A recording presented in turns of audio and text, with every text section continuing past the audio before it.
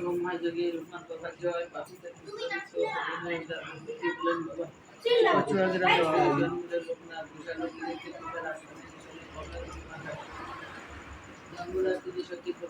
যাবে লোকনাথ হলো ভগবান গাঙ্গুলি সোনাই দীক্ষা দিল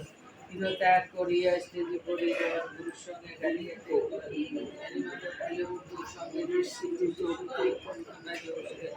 তারপরে আসে তারা হিমেন্দ্রের শিকারে দীর্ঘদিন সাধনায় সিদ্ধি লাভ করে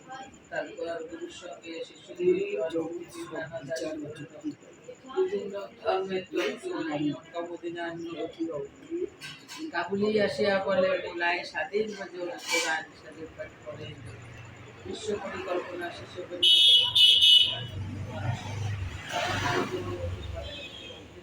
রক্ষা করে বিজয় উৎসবে বেনিমদক চলে যায় কামাত খাদামতে বাবা নেমে আসিলেন বাবাকে প্রথমে তো চিনিতে না পারে পাগল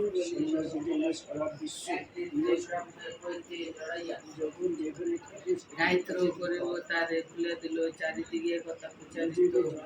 দলে দলে ভক্ত আসিতে লাগিল পরে আসলো ভারতীতে ভক্ত শিষ্য সে তার লাগিল আসিল তথায় সবাকার কৌষ্ঠব করেনি শিষ্য বলেন কথা আমাকে ঠাকুর পুজো করা ব্যথা সদা ভক্তি নিয়ে যে বাবারে ডাকিবে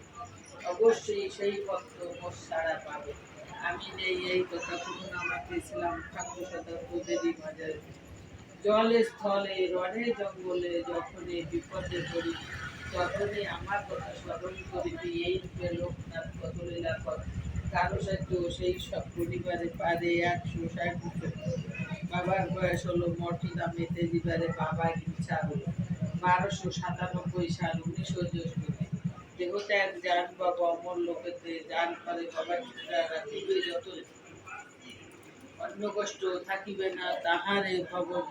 রোগ শোক দুঃখ কষ্ট সব দূরে যাবে পুত্র পুত্র সব সবে আনন্দে থাকিবে বাবা চালিয়ে দেওয়া পরে চিন্তা করে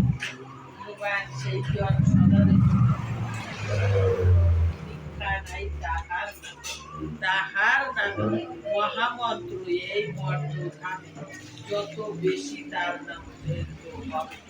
মানব কল্যাণ তথা